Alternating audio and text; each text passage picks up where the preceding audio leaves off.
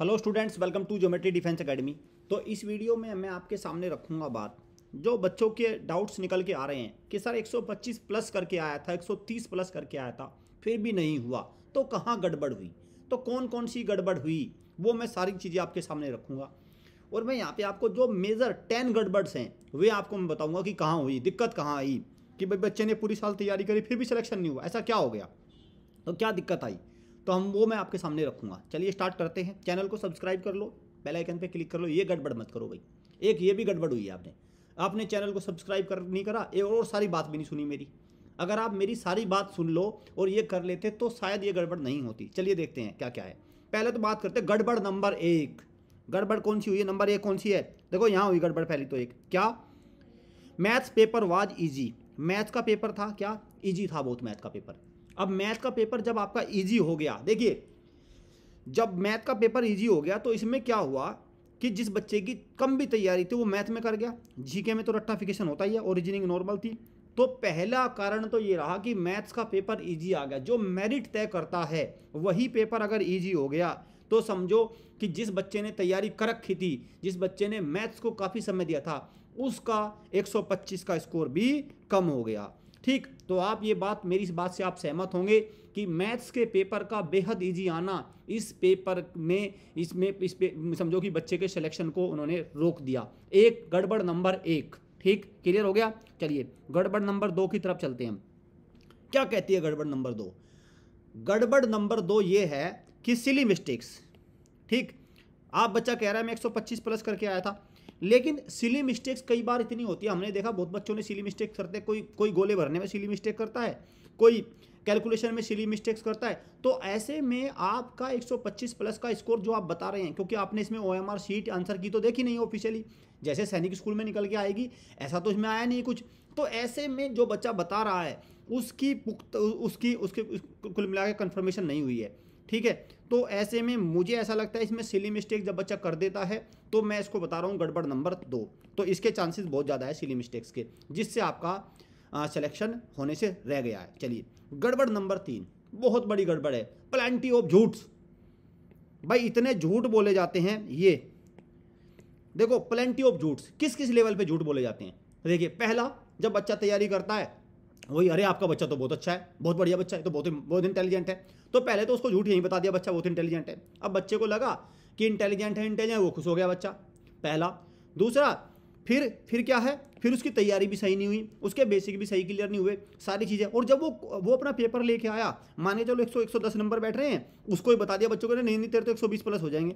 अब बच्चे को नहीं पता उसके 120 प्लस कैसे हो जाएंगे, कहाँ से हो जाएंगे, करके वो 110 आया, 120 प्लस कैसे हो जाएंगे, बोनस मिल जाएंगे तुझे, तो तेरे कुछ टफ क्वेश्चन पे मिलेंगे, कुछ तेरे छूट भी गए होंगे। इस तरह से के बहुत सारे झूठ बोले जाते हैं। तो जो 125 प्लस का स्कोर है, ये बच्चे की तरफ से बताया गया है या टीचर की तरफ से, जहाँ से भी, इसकी कोई पुख्ता बात नहीं है। तो मैं कहूँगा जो प्लेंटी ऑफ प्लाथरो ऑफ झूठ है, वो जो भंडार है झूठ का, ये गड़बड़ नंबर 3 है। क्योंकि आप बता रहे 130 प्लस, पता चला नंबर सो ही रह गए। हमारे एक पेरेंट से बात हो रही थी, वो कहने लगा सर मेरे बच्चे के 120 नंबर है यूपी सैनिक स्कूल में। मैंने कहा चलो सर ठीक है, मैं मुझे आप भेजिए। मैंने कहा किसने बताया आपको ये बात? कह रहे सर बच्चे नहीं बताया। बच्चे को किसने बताया? सर उसने खुद चेक किया था। चलिए मैंने कहा भाई मुझे दे दो तुम उसका लॉगिन ID और मैं चेक करता हूँ। उन्होंने कहा चलो हाँ सर चेक करके बताओ मुझे भी, मेरे बच्चे ने बताया था। जैसे मैंने इसको चेक किया, नंबर निकल के आए उसके 62। समझ गए? जब मैंने इसको चेक किया, मैंने कहा भाई ये तो 62 निकले, तूने कैसे जोड़ा था ये? तो कहने लगा सर पता नहीं, बच्चे ने बताया था बस।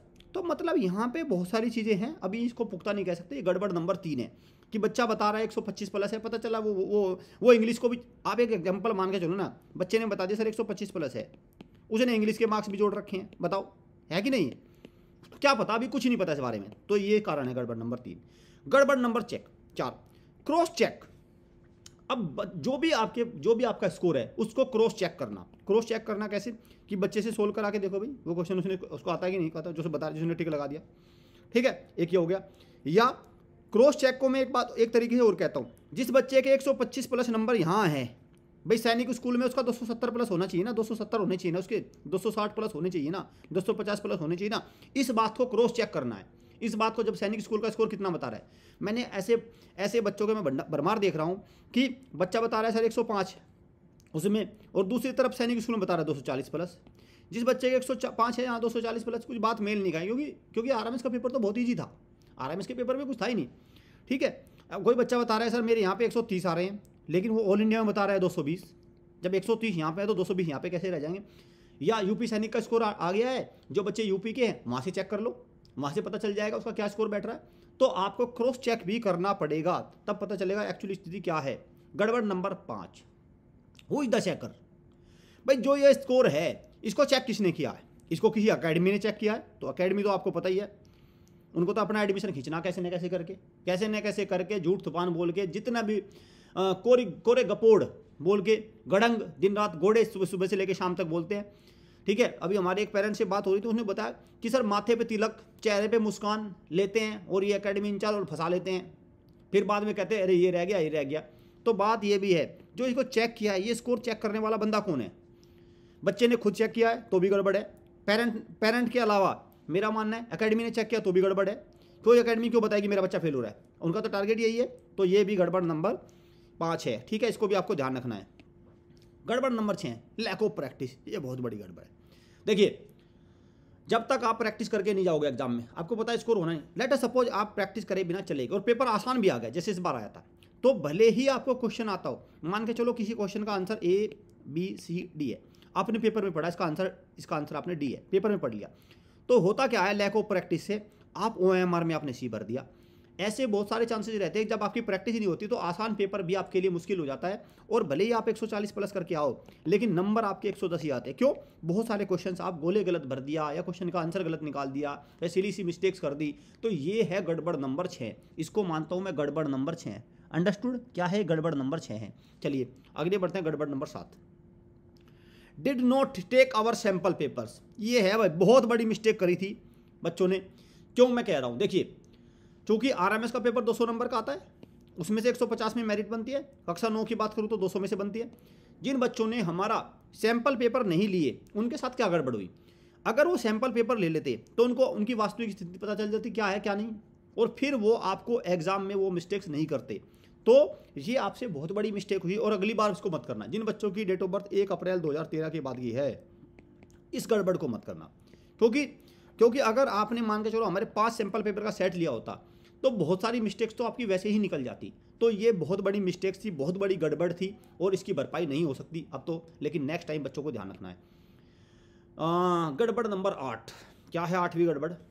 Did not decide AISSC versus RMS। देखो, जब बच्चा इनकी तैयारी करने जाता है तो उसके पास 3 एग्जाम रख दिए जाते हैं, सैनिक स्कूल, RMS, UPSS। लेकिन बच्चा अंत तक ये तय नहीं कर पाता मुझे जाना किस में है। कभी वो RMS की तैयारी में लगा दिया जाएगा, कभी उसको UPSS की तैयारी में लगा, यूपी सैनिक की, कभी ऑल इंडिया सैनिक की। मेरा मानना ये है सब में अंतर है। यूपी सैनिक का स्कोर की बात करूँ तो बिल्कुल आउट ऑफ सिलेबस पेपर था, आउट भी हो गया था।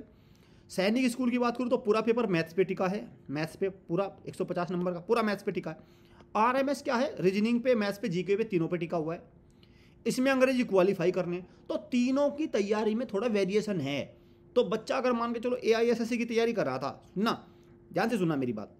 जैसे हमारा एक बच्चा था, हमने मैथ्स को बहुत ऊपर रखा, तो हमारा एक बच्चा है जो मैथ्स में 150 में से 150 लेके आया, ठीक है। लेकिन अब RMS में मैथ इतना आसान आ गया कि जो बच्चा सैनिक स्कूल में 130 नंबर ला रहा था, वो भी 47 नंबर ले आया, और ये 150 वाला लाया 49। तो कुल मिला के ये हो गया, तो इसका एडवांटेज खत्म हो गया। तो जिस बच्चे के सैनिक स्कूल में RMS में, ये थोड़ा सा डिसीजन पहले ही होना पड़ेगा कि एक्चुअल किसको फोकस करना है, तब जाके ये आपकी तब जाके मिलिट्री स्कूल में सिलेक्शन होगा। नो, मैंने बच्चों से बहुत सारे, जब हमारे बच्चे भी आए और भी निकल गया, मैंने पूछा भाई कितनी देर पहले पेपर खत्म? सर मैंने आधे घंटे पहले पेपर कर लिया, 40 मिनट पहले पेपर कर लिया। भाई क्यों कर लिया आपने? ये बहुत बड़ी गड़बड़ है। बच्चों ने देखा पेपर आसान है, जल्दी जल्दी अपना टिक करके गोले भर के बैठ गए। वहाँ बैठ के क्या कर रहे थे? भजन जप रहे थे। क्या कर रहे थे वहाँ बैठ के? भाई बच्चों से जब हमने पूछा आपने वहाँ बैठ के पहले बैठ के क्या आपको बैठने के नंबर मिले वहाँ पे? नहीं सर, बस हम खुश हो गए, हमने पहले ही निपटा लिया पेपर। तो ये बहुत बड़ी गड़बड़ है। बच्चों ने चेक नहीं किया, बहुत सारे क्वेश्चन हो सकता है उनसे सिली मिस्टेक गलत हो गई। अगर वो उनको आराम से करते हो, टाइम का पूरा यूटिलाइजेशन करते, तो स्कोर 5 से 7 नंबर और बढ़ता। ठीक है, और ये बच्चों ने बाद में एक्सेप्ट भी किया कि सर कुछ क्वेश्चन मेरे से गलत हो गए जल्दी जल्दी में, बाद में घर आके देखा जब, अरे ये तो सही बात है मेरे से भी गलत हो गया। तो ऐसे में ये भी बहुत बड़ी गड़बड़ हुई है, क्योंकि पेपर आसान था तो बच्चों ने पहले ही उसको निपटा लिया और वहाँ पे फिर बैठ के सिर्फ देख के, ताकि ये बात दिखाने के लिए कि मुझे 40 मिनट पहले, ये समय आपका ही था, आपको यूटिलाइज करना था। और कभी भी बच्चों को ऐसा नहीं करना चाहिए। मेरा मानना है अगर आसान पेपर आ गया तो उसको बहुत ध्यान से केयरफुली भरना चाहिए, मार्क करना चाहिए। कोई भी छोटी से छोटी गलती भी उसमें बड़ा खामियाजा आपको दे सकती है। आते हैं गड़बड़ नंबर 10, और ये गड़बड़ मैं होने नहीं दूंगा अब। जिन बच्चों की डेट ऑफ बर्थ 1 अप्रैल 2013 के बाद की है, ये गड़बड़ मैं अब नहीं होने दूंगा, पहली बार हो गई। Did not select the right academy, जहाँ भी जिस भी कोचिंग सेंटर में गए सही चॉइस नहीं हुई आपकी। अगर सही चॉइस आपने ले ली होती तो आज ये दिन ना होता बस। और इस बार मेरा टारगेट है कि ऐसा मत करना, इस गड़बड़ को मत करना। ऐसी एकेडमी चूज करो भाई जो आपको पहले दिन से तैयारी कराती हो।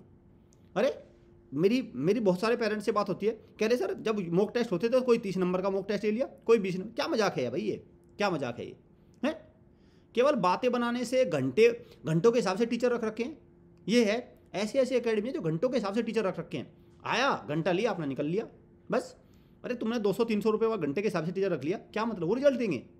तो आपको एक राइट एकेडमी चुननी है जहाँ पे प्रैक्टिस होती हो, जहाँ पे छोटी छोटी चीज़ों पे ध्यान रखा जाता हो, जहाँ पे बच्चे के सिलेक्शन की तरफ बढ़ा जाता हो, जहाँ पे बच्चे को निकाला जाता हो। और हमारी एकेडमी ऐसी है जो इस काम में नंबर 1 है। और मेरा आपसे एक रिक्वेस्ट है, प्लीज़ इस बार जो बच्चे हमारे पास आ रहे हैं टॉपर मत आना। हमारी 100 सीट है तो वी डोंट वांट टॉपर, हमें टॉपर नहीं चाहिए, मैं साफ कह रहा हूँ, टॉपर नहीं चाहिए। इसलिए हमारे यहाँ स्कॉलरशिप भी नहीं है, स्कॉलरशिप नहीं, ठीक है। ये सारी चीज़ें हैं। हमारा बैच फुल होता जा रहा है, 100 का बैच है, जल्दी फुल हो जाएगा, अनाउंसमेंट कर दूंगा बहुत जल्दी।